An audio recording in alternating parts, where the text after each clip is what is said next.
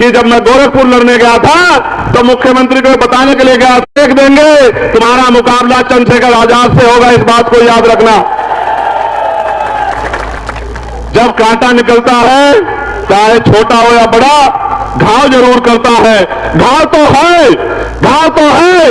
RSS Bharatiya Janata party ताकत दी, सबसे पहले हिम्मत दी और यहां से हमारी पुरानी नेता को एमपी बना के लोकसभा में भेजा, मगर जिन लोगों ने लोकसभा में भेजा उनके हिस्से में कुछ भी नहीं आया। आज भी ओमपाल जी जिक्र कर रहे थे कि भाई नगीना के लोग, बिजनौर के लोग ये कहते हैं कि हम तो सबको ताकत देते हैं, लेकिन कोई हमारे बारे में नहीं सोचता, कोई हमारे बारे में नहीं सोचता। मैं आपको विश्वास दिला के कहता हूं कि जिस तरह से मां की सेवा की जाती है, इस तरह से मैं नगीना, लोकसभा और बिजनौर जिले के लोगों की सेवा करने का काम करूंगा। मेरी बात को आप याद रखना। क्या कोई, मेरे भाइयों, मेरी माताओं बहनों, बताओ, क्या कोई व्यक्ति अपनी मां को परेशान छोड़ता है? क्या दुख के समय में, परेशानी के समय में मां से मुंह मोड़ता है? तो जब कोई बेटा नहीं मोड़ता तो चंद्रशेखर आजाद नगीना से मुंह मोड़ने वाला नहीं है। मेरी बात को आप याद रखना। मिट्टी का कर्ज इस तरह चुकाऊंगा जिस तरह मां के दूध का कर्ज चुकाया जाता है। मेरी बात को आप लोग याद रखना। कभी आपको अकेला छोड़ के नहीं जाऊंगा। मुझे बहुत सारी बातें आपसे कहनी है। इस देश में हम लोग जो आंदोलन चला रहे हैं, सत्ता उसमें सेकेंडरी है, पहली है व्यवस्था परिवर्तन। व्यवस्था परिवर्तन कैसा? इस देश में जाति के आधार पर गैर बराबरी है, ऊंच नीच है, जाति के आधार पर शोषण होता है। मान्यवर काशीराम साहब लंबे समय तक प्रयास करते रहे कि जाति के आधार पर होने वाला शोषण कैसे बंद होगा। उसका तरीका एक था कि कोई भी परिवर्तन बिना राजनीतिक शक्ति के नहीं होता। जब तक हम राजनीति में कामयाब नहीं होंगे तब तक हमारे हाथों में शक्ति नहीं होगी। जब तक शक्ति नहीं होगी तब तक परिवर्तन नहीं होगा। इसलिए उन्होंने कहा अपने लोगों से कि चाहे रिक्शा चलाने वाला हो, चाहे कुर्सी पर बैठने वाला हो, हर आदमी तय करे कि हमें इस देश में शासक जमात बनना है, हमें इस देश में राजकाज लाना है, हमें इस देश में गरीबी, बेबसी, गुलामी की बेड़ियां काटनी है। और वो उसमें सफल भी हुए। लेकिन जहां तक वो छोड़ के गए, मैं आपसे पूछना चाहता हूं, क्या आप उससे उस कारवा को आगे बढ़ाना चाहते हो, नहीं बढ़ाना चाहते हो? बताओ, जोर से बताओ, बढ़ाना चाहते हो, नहीं बढ़ाना चाहते हो? क्या जो काशीराम साहब के नेतृत्व में आंदोलन के जरिए जो मिल गया, क्या वो काफी है या अभी भी परेशानियां आपकी जिंदगियों में है? बताओ, है या नहीं है? बताओ। अगर परेशानियां है तो उनका हल करना पड़ेगा, नहीं करना पड़ेगा? कितने लोग चाहते हैं हल हो? बताओ। तो फिर मेरी इस बात पे गौर करो। एक कहानी सुना रहा हूं, समझ आएगी। एक बार मान्यवर काशीराम साहब अपने साथियों के साथ एक रास्ते से गुजर रहे थे। जब वो इस रास्ते से गुजरे, उन्होंने रास्ते में देखा कि छोटे छोटे एक पालतू जानवर के बच्चे उस गड्ढे में पड़े हुए। वो जोर जोर से रो रहे थे। उनमें एक पिल्ला था, एक छोटा बच्चा जानवर का, पशु का, जो बहुत तेजी तेजी से रो रहा था और उस गड्ढे से निकलने का प्रयास कर रहा था। मान्यवर काशीराम साहब कुछ समय रुके और फिर उस छोटे से पशु के बच्चे को गड्ढे से बाहर निकाल दिया। उस गड्ढे में 4-5 बच्चे और थे। काशीराम साहब ने उनको नहीं निकाला और आगे चले गए। जब शाम के समय ठहरे तो उनके साथ चलने वाले लोगों ने कहा कि साहब, हमने आपसे एक बात पूछनी है। उन्होंने कहा, पूछो। कि आज हमने देखा कि आप रास्ते से आ रहे थे, बराबर में गड्ढे में कुछ बच्चे पड़े हुए थे, छोटे छोटे बच्चे। आपने उनमें से एक बच्चे को निकाला, बाकी को वहीं छोड़ दिया। आपने ऐसा क्यों किया और बच्चों को क्यों नहीं निकाला? गौर करना। साहब ने कहा कि उनमें से एक बच्चा उसमें घुटन महसूस कर रहा था, वो उस जिंदगी से निकलना चाहता था, उसने प्रयास किया, मैंने उसकी आवाज सुनी, इसलिए मैंने उसको बाहर निकाल दिया। वो जो बाकी लोग हैं वो उसी गड्ढे को अपना घर समझ रहे हैं, उसी जिंदगी को अपनी जिंदगी समझ रहे हैं, उसी में खुश हैं। इसलिए जब वो उसमें खुश है, अगर मैं उनको निकालने का प्रयास करूंगा तो वो फिर गड्ढे में कूद जाएंगे। जब वो गड्ढे में कूद जाएंगे तो फिर मैं उनको क्यों निकालूं? जब तक आप, मैं संदेश के तौर पे कह रहा हूं, उन्होंने कहा कि जिस दिन भी इनमें से कोई निकलने का प्रयास करेगा कोई और काशीराम साहब आके इनको इस गड्ढे से निकाल देगा। आज मैं आपको कह रहा हूं, अगर आप इस देश में स्वाभिमान सम्मान का जीवन चाहते हैं, हक अधिकार चाहते हैं, तो फिर गड्ढे से निकलने के लिए, गरीबी बेबसी खत्म करने के लिए फिर आप इस चंद्रशेखर आजाद के भीम आर्मी आजाद समाज पार्टी का हाथ पकड़ लो। आने वाले 10 साल में ये गरीबी बेबसी भूखमरी जुल्म जाति की बेड़ियां जड़ से काटने का काम हम लोग कर देंगे। मेरी इस बात को आप लोग याद रखना। सम्मानित भाइयों बहनों, क्योंकि आज बड़ा दिन है, पार्टी का स्थापना दिवस है, देश भर में पार्टी में काम करने वाले लोग अपने मन में सपने लेकर बैठे हैं। मैं उनको भी कहना चाहता हूं, यह आंदोलन महापुरुषों का आंदोलन है, जो महापुरुषों ने संघर्ष करके आगे बढ़ाया, इसको और आगे बढ़ाने के लिए हम सब लोग तैयार हैं और हमारी मेहनत जाए नहीं जाएगी। आपका आंदोलन ताकतवर होगा। आज तो सड़कों पर आप लड़ाई लड़ते हो, गरीबों, कमजोरों, मजलूमों, किसानों, मजदूरों की आवाज बनते हो, बहन बेटियों के सम्मान की लड़ाई लड़ते हो। आने वाले कल में पार्लियामेंट में, असेंबली में भी आपकी आवाज जाएगी और आपकी आवाज के जरिए हुक्मरानों की आंखें खुलेंगी, सरकारों नींद से जाएंगी और आपके अधिकार आपको मिलने का काम होगा। सम्मानित भाइयों बहनों, एक लंबी लिस्ट मैंने पढ़ी। ये सब लोग वो लोग थे जिन्होंने इस क्षेत्र में मेहनत की है, जिन्होंने इस क्षेत्र में काम किया है। बहुत सारी समस्याएं मेरे सामने रखी हैं, लेकिन मैं एक बात पर आपका ध्यान आकर्षित करना चाहता हूं। अभी चुप हो।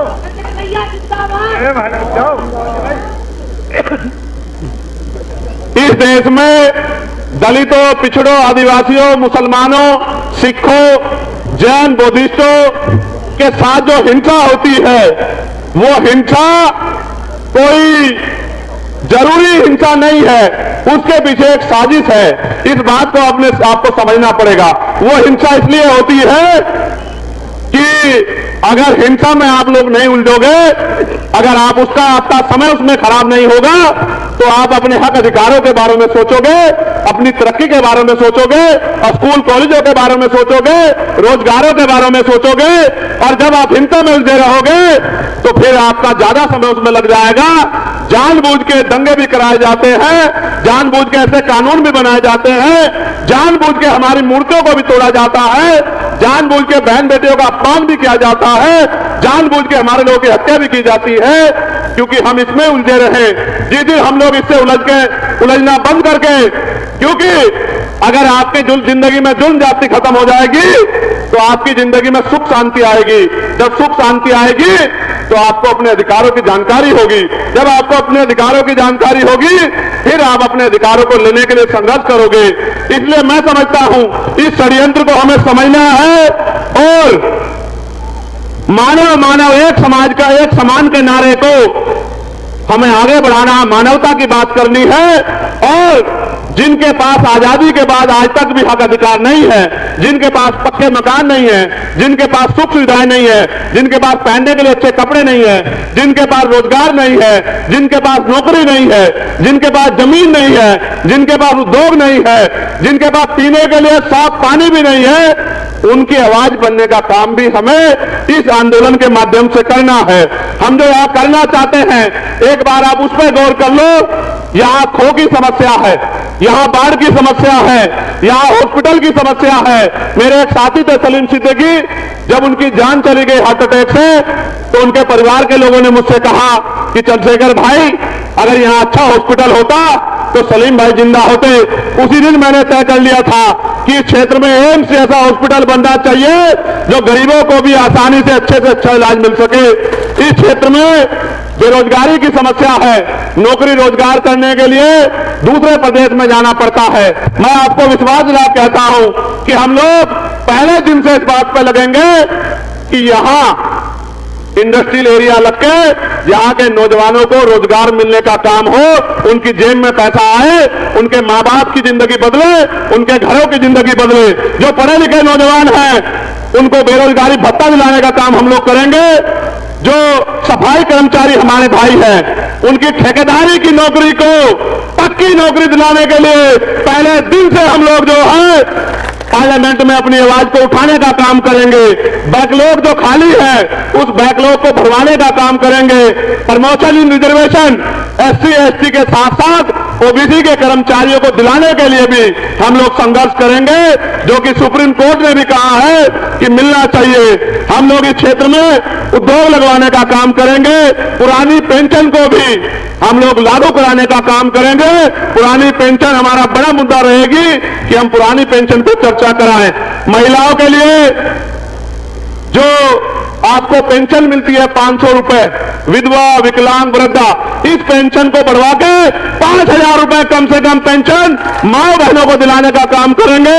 उनके साथ साथ महिलाओं के लिए कुटीर उद्योग की व्यवस्था करा के घर पे ही 10-20 हजार रुपए का रोजगार हम बहन बेटियों को दिलाने का काम करेंगे।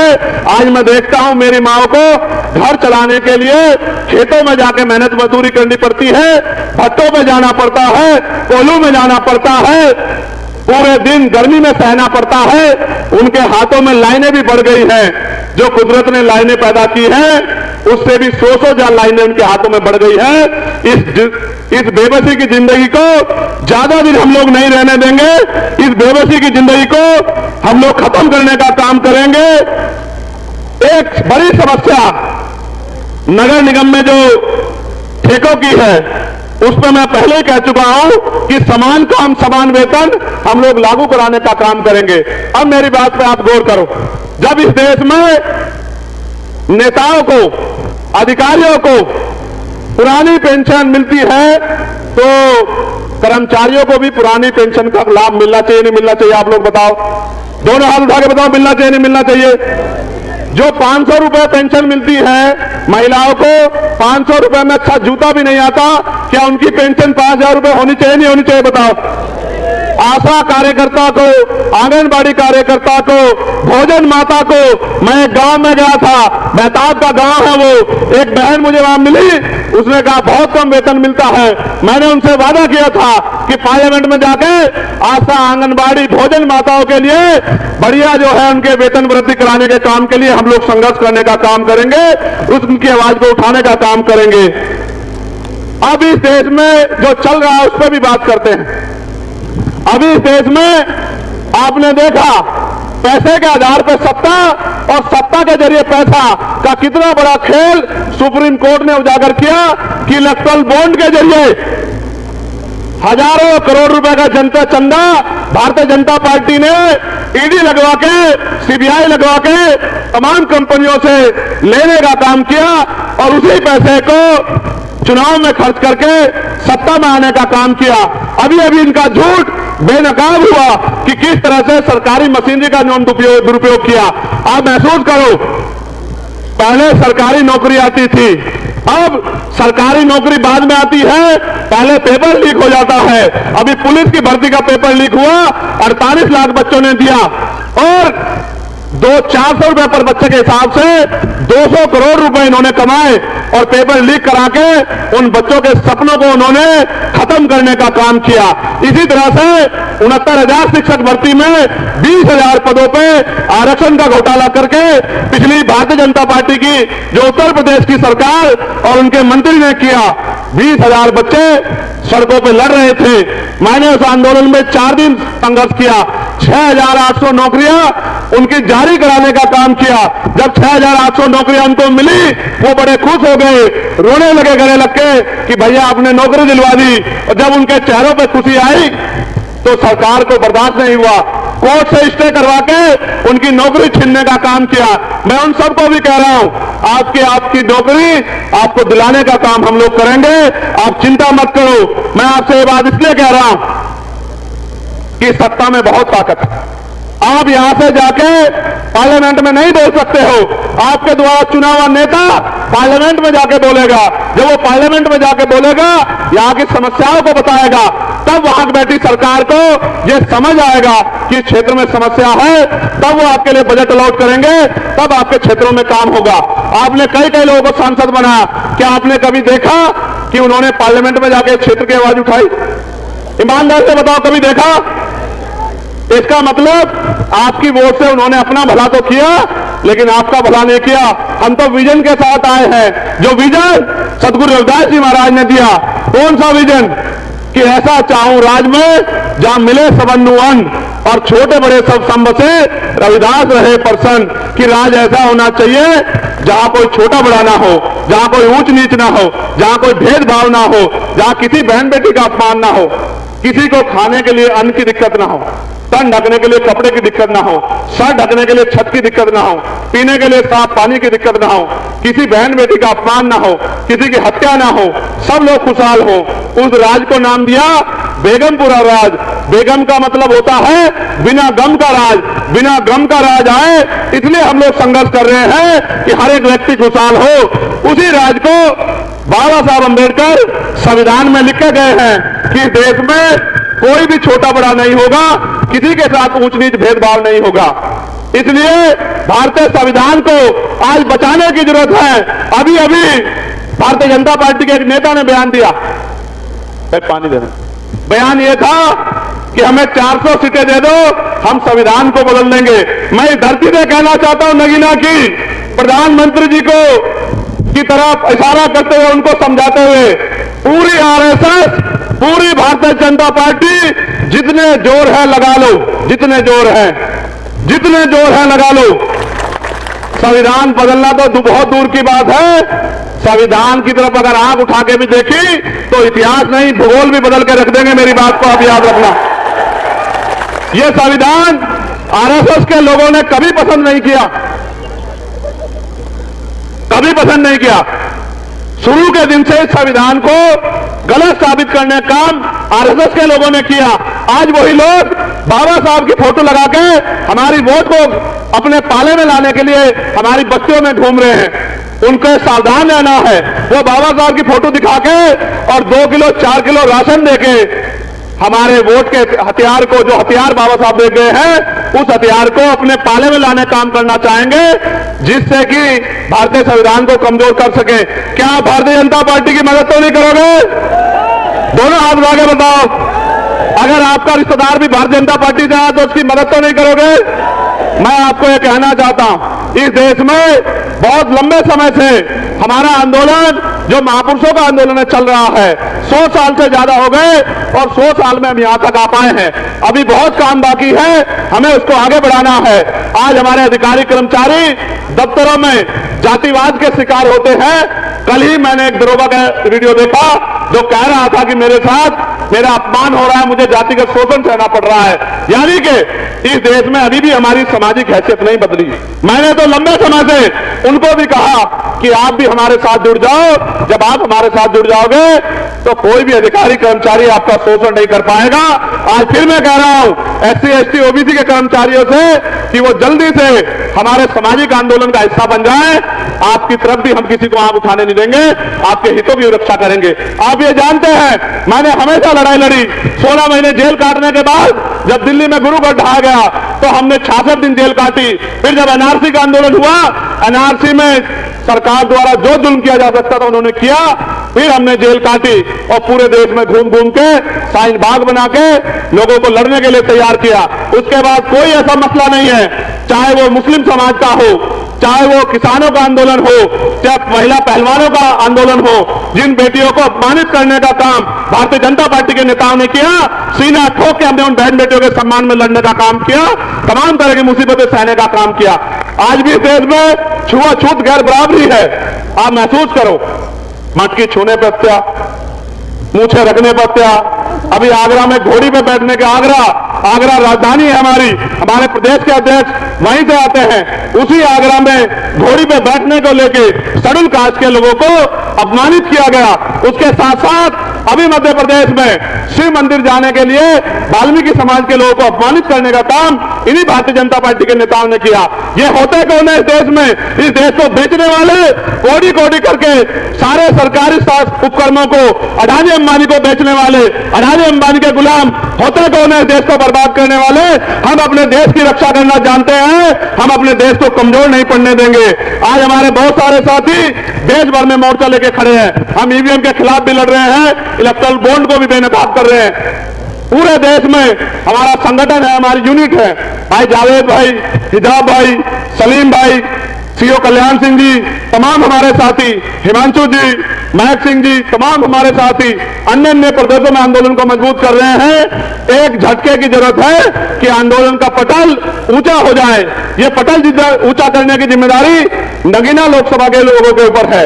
अगर नगीना लोकसभा के लोगों ने तय कर लिया तो आंदोलन को आगे बढ़ने से कोई नहीं रोक सकता है। और आंदोलन को कामयाब करने की जिम्मेदारी जब नगीना के लोगों पर है तो नगीना के लोगों को कमर कस लेनी चाहिए। जब नगीना के लोग कमर कस लेंगे फिर कोई मतलब नहीं बैठता कि कोई भी साजिश, कोई भी षड्यंत्र आजाद समाज पार्टी को यहां कामयाब होने से रोक पाए। मैं आपको विश्वास लगा के कहता हूं कि जिस तरह का बल मैंने दलित समाज के लोगों में देखा, जिस तरह का बल और प्यार मैंने पिछड़े वर्ग के लोगों में देखा इस लोकसभा में, जिस तरह का बल और प्यार मैंने मुस्लिम समाज के लोगों में देखा, जिस तरह का बल और प्यार मैंने किसान समाज के लोगों में देखा, आप विश्वास करो, चाहे मीडिया कुछ भी दिखा दे, हर कोई जानता है कि बिना किसी की मदद के चंद्रशेखर आजाद समाज पार्टी नगीना लोकसभा को 1 लाख वोटों से भी ज्यादा वोटों से जीत रही है। इस बात की खबर सबको है। यहां की इंटेलिजेंस की रिपोर्ट देखो, यहां की दूसरी पार्टी की रिपोर्ट देखो, सबकी रिपोर्ट ये कह रही है कि चंद्रशेखर आजाद अकेला नहीं लड़ रहा है, उसका पूरा दलित, पिछड़ा, मुसलमान, किसान समाज, उसकी बहनें माएं, उसके नौजवान भाई, उसके बुजुर्ग पगड़ी की बात समझ के इस चुनाव को लड़ रहे हैं। उनको कोई भी षड्यंत्र नहीं रोक पाएगा। लेकिन जैसा मैं जानता हूं कि लंबे समय तक इन्होंने षड्यंत्र के दम पे हमारे ऊपर राज किया है। हो सकता है कि ये कोई जाति का झगड़ा करा दे, हो सकता है ये भाइयों भाइयों में फूट पैदा करके राजकाज में आने की कोशिश करें, हो सकता है ये पैसे के आधार पे, क्यों जब इतना मोटा मोटा चड्डा कंपनियों से लेके ये सत्ता में बैठे हैं तो हो सकता है पैसे के आधार पे आपकी वोटों को खरीदने का काम करें। क्या आप अपनी वोट को बेचने का काम तो नहीं करोगे? दोनों हाथ उठा के बताओ, बेचने का काम तो नहीं करोगे? क्या आप यहां पैसे देके लाए गए लोग हैं, अपने दिल से आए? हाथ उठा के बताओ। क्या आप चाहते हैं कि चंद्रशेखर आजाद को यहां इज्जत और ताकत मिले? बताइए। तो आप क्या मेहनत करने के लिए तैयार हैं? क्या आप आजाद समाज पार्टी को पहली कामयाबी नगीना में दिलाने के लिए तैयार हैं? मैं जब यहां की गलियों में जाता हूं, यहां पे कस्बों में जाता हूं, जब मैं शेरकोट जाता हूं, ऐसा लगता है कि मैं शेरकोट में नहीं अपने घर में खड़ा हूं। इतना प्यार शेरकोट के लोग देते हैं। जब मैं शेरकोट से हटके धामपुर में आता हूं तो ऐसा लगता है कि शेरकोट का प्यार कम है, धामपुर का प्यार ज्यादा है। जब मैं धामपुर से हटके नगीना में आता हूं, नगीना के लोग तो खुद में इतिहास लिखे हुए हैं, नगीना के लोग ज्यादा प्यार देते हैं। जब मैं आगे बढ़ के नजीबाबाद चला जाता हूं, कोतवाली चला जाता हूं, वहां के लोग पल के बिछा के इंतजार करते हैं। जब मैं किरतपुर में जाता हूं तो ऐसा सैलाब आता है सड़कों पर कि दांतों तले दुश्मन उंगली दबा लेते हैं। जब मैं निकल के जाता हूं सिहोरा में, सहसपुर में, जब मैं जाता हूं निगरू में, जब मैं जाता हूं अब आपके बराबर में यहां नूरपुर में, तो ऐसा महसूस करता हूं कि इनसे मेरा खून का रिश्ता है। जिनसे मैं मिला भी नहीं कभी, वो भी आगे निकल के आके कहता है कि चंद्रशेखर भाई वोट नहीं खून भी देके आपको ताकत देने का काम करेंगे। ये प्यार मैंने अगर मुझे मिलता है तो यहां के हमारे भीम आर्मी आजाद समाज पार्टी के नेताओं की वजह से मिलता है, और देश भर में जो हमारे लोग काम करते हैं उनके प्यार की वजह से मिलता है। वो हर व्यक्ति की आवाज उठाने का काम करते हैं। घर से निकलता हूं सुबह बिना रोटी खाए, रोटी की व्यवस्था मेरा समाज करता है, मेरी गाड़ी के तेल की व्यवस्था मेरा समाज करता है, और किसी चीज की जरूरत हो, जिस चीज के लिए कह देता हूं उस चीज को मुझ तक पहुंचाने का काम जो है ये मेरा बहुजन मुस्लिम समाज करता है। इज्जत देने का तुम यहां क्यों आए? आपसे मिलने। मैंने क्या किया तुम्हारे लिए जो तुम यहां आए? बस आपसे कभी मुलाकात तो ही नहीं हुई, पर पता नहीं क्यों अंदर दिल से बहुत मोहब्बत हो गई। मैं कल भी आया था यहाँ, तो मैं आपके लिए एक शेयर कहना चाहता हूँ कि मोहब्बत का घना बादल बना देता तो अच्छा था, मोहब्बत का घना बादल बना देता तो अच्छा था, और मुझे चंद्रशेखर आजाद साहब की आंख का काजल बना देता तो अच्छा था, और अब मुझे आपके प्यार की ख्वाहिश जीने नहीं देती, या खुदा तो मुझे पागल बना देता तो अच्छा था।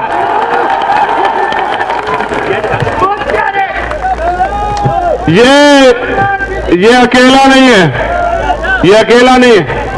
मैं जब इस लोकसभा में जाता हूं तो मैं दीवानगी की हद देखता हूं, दीवानगी की हद। आप बैठ जाओ, इसको देखने के लिए खड़े होने की जरूरत नहीं है, इसको देखने के लिए मैंने इसको ऊंची कुर्सी में बिठा दिया, देख लो।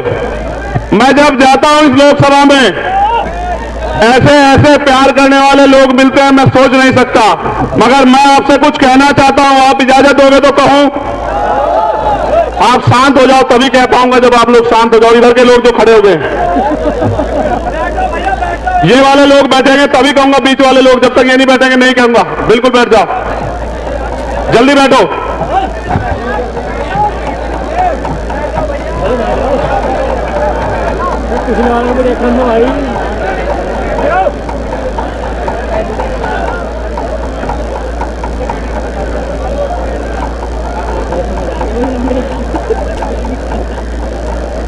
मैं आपसे कहना चाहता हूं, मैं जब गांव में जाता हूं, अपने लोगों के हालात देखता हूं,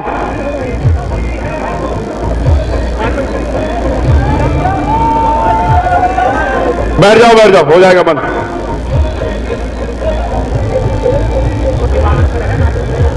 बंद हो जाएगा, चिंता मत करो।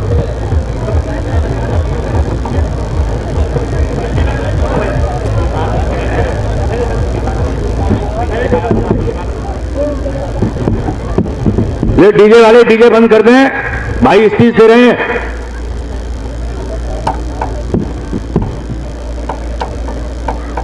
तो मैं तो देश भर में जाता हूं और मैं महसूस करता हूं कि जिनको बाबा साहब अंबेडकर वोट की ताकत दे गए थे अपने 4 बच्चों की कुर्बानी से,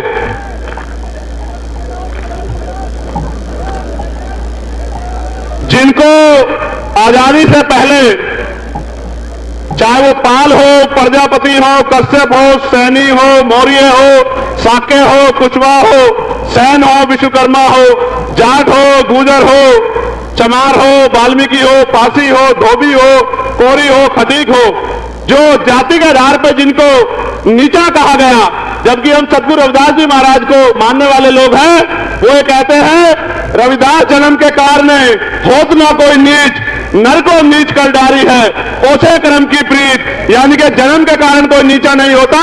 ये जो व्यवस्था बनाई गई है ऊंच नीच पे आधारित व्यवस्था, जो जन्म के आधार पर नीचा करती है, जो जन्म के आधार पर ऊंचा करती है, हमें इस व्यवस्था को खत्म करना है। ये व्यवस्था अगर हम खत्म करना चाहते हैं तो ताली बजाने से खत्म नहीं हो सकती, गाना गाने से खत्म नहीं हो सकती, नारा लगाने से खत्म नहीं हो सकती। ये अगर व्यवस्था खत्म करनी है तो फिर हमें वोट की ताकत से अपनी ताकत बनानी पड़ेगी।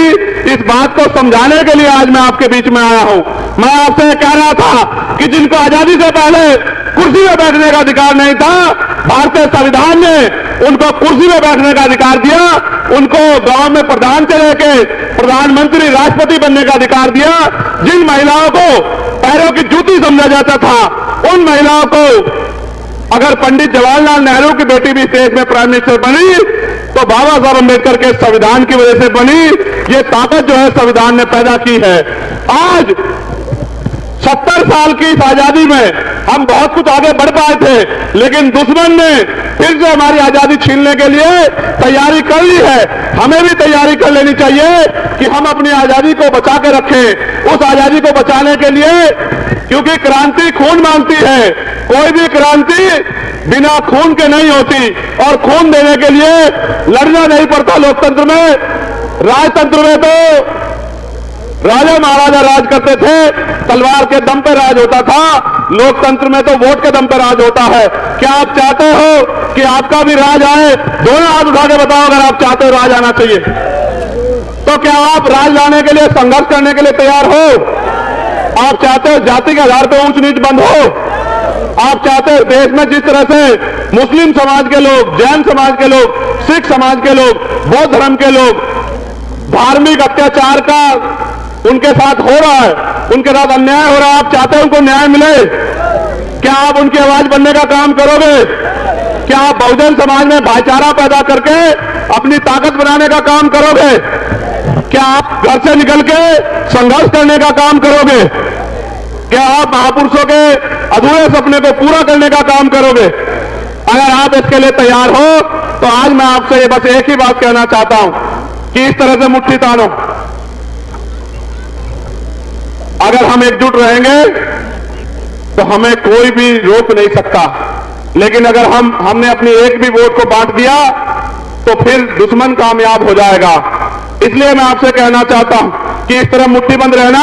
मैं नौजवानों से कह रहा हूं, अपना गांव तैयार करके बराबर के गांव में जाना और उस गांव को तैयार करना। मैं बुजुर्गों से कह रहा हूं, अपने गांव को तैयार करके बराबर के गांव में जाना। मैं बहनों माताओं से कह रहा हूं, अपने के घर के समझाने का काम करना और पूरी नगीना लोकसभा को मेरे साथ मिलकर तैयार कराने का काम करना, जिससे कि मान्यवर काशीराम साहब का सामाजिक परिवर्तन, आर्थिक मुक्ति का आंदोलन कामयाब हो और इस देश में बहुजन समाज के लोग हुक्मरान बने। जितनी उनकी संख्या है उतनी उनकी हिस्सेदारी मिले, जितने उनके साधन हैं उतने उनके साधन उन तक पहुंचे और पढ़ लिख के जो नौकरी व्यवस्था, राज व्यवस्था, जो आर्थिक ताकत उनको मिलनी है वो ताकत मिलने का काम भी हो। आप यहां आए, इतने लंबे समय तक गर्मी को सहन किया, लंबे समय तक यहां आप डटे रहे, आपने इतना प्यार सहयोग दिया। कल से फिर से मैं आपके बीच में गांव-गांव जाके समाज को तैयार करने का काम करूंगा। क्या आप लोग तैयार हो चुके हो या आपके गांव में आने की जरूरत पड़ेगी? आप अपने गांव को संभाल लोगे ना? मैं दूसरे गांव में जाके काम कर लूं ना? मैं इन कस्बों शहरों में काम कर लूं ना? अगर आपसे कोई पूछने आए तो क्या कहोगे? क्या कहोगे? जोर से बताओ। क्या कहोगे? जोर से बताओ। आपका चुनाव निशान क्या है? क्या है आपका चुनाव निशान? आपको कोई रोक तो नहीं पाएगा। बहुत अच्छे। मैं अपनी मां बहनों का पुनः धन्यवाद करता हूं, पुलिस के साथियों का, मीडिया के साथियों का धन्यवाद करता हूं और ललित कुमार जी, तेजपाल जी, पिंटू जी, मसीउल्लाह जी, जगबीर सिंह जी, रविराज जी, आबिद भाई, राहुल कुमार, पुष्पेंद्र कुमार, दिनेश कुमार, हरिश्चंद्र भगत जी, पुखराज भाई, फैलसुफ भाई जमा, ज्ञान भाई, हरिराम बोध जी, पिंटू भाई, विकास कुमार सूर्यवंशी, नवीन भारती, शिवम कुमार, शैलजा बहन जी, अनुज कुमार, धर्मेंद्र कुमार जी, उखल चौधरी, आरिफ भाई, विपिन कुमार, बलराज सिंह, भीम सिंह, तेजपाल जी, हंसराज जी, संजीव कुमार जी, अवधेश कुमार जी, कपिल जसराम, इन सबका मैं धन्यवाद करता हूं। और आज भाई सलीम जी जो नजीराबाद से हैं वो पार्टी ज्वाइन कर रहे हैं, मैं उनका भी बहुत बहुत धन्यवाद।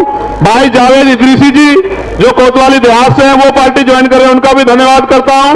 भाई आदिल सैफ साहब वो भी पार्टी ज्वाइन कर रहे हैं, उनका भी धन्यवाद करता हूं। इरशाद भाई जो हिंदूपुर से हैं उनका भी धन्यवाद करता हूं। और अरविंद सेलवान वाल्मीकि जी जो पत्रकार हैं, बीजेपी छोड़ के एसपी ज्वाइन कर रहे हैं, उनका भी धन्यवाद करता हूं। अनुराग वाल्मीकि जी, आशु चंडालिया वाल्मीकि जी, इनको भी मैं धन्यवाद करता हूं। और यहां जो मेहनत कर रहे हैं भाई कौशल भाई और तमाम वो साथी जो यहां पर, मैं धन्यवाद करता हूं।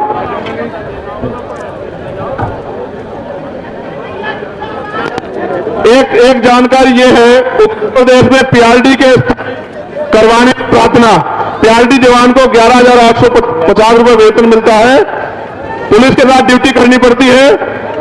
मैं आपको विश्वास दिलाता हूं पीआरडी के जवानों को कि आपकी आवाज पहले दिन से हम लोग उठाने का काम करेंगे, आपको स्थायी कराने का काम करेंगे। आप मेरी बात को याद रखें। हमारा चुनाव निशान क्या है? जोर से बताओ, और जोर से बताओ, और जोर से बताओ।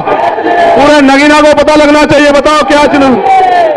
सारी पार्टी देख ली, अब की बात देख ली। संविधान की रक्षा कौन करेगा? हम करेंगे, हम करेंगे, बहनों की रक्षा कौन करेगा? हम करेंगे, हम करेंगे, गरीबों की रक्षा कौन करेगा? हम करेंगे, हम करेंगे, पुलिस की रक्षा कौन करेगा? हम करेंगे, हम करेंगे, कर्मचारियों की रक्षा कौन करेगा? हम करेंगे, हम करेंगे, पत्रकारों की रक्षा कौन करेगा? हम करेंगे, हम करेंगे, किसानों की रक्षा कौन करेगा? हम करेंगे, हम करेंगे, जवानों की रक्षा कौन करेगा? हम करेंगे, हम करेंगे। भारतीय संविधान जिंदाबाद। जिंदाबाद, जिंदाबाद। जो बहुजन की बात करेगा, कोई देश पे राज करेगा, जो सरकार निकम्मी है, वो सरकार बदलनी है, रोजी रोटी दे न सके जो, वो सरकार निकम्मी है, जो सरकार निकम्मी है। वो सरकार बदलनी है। मैं धन्यवाद करूंगा काजी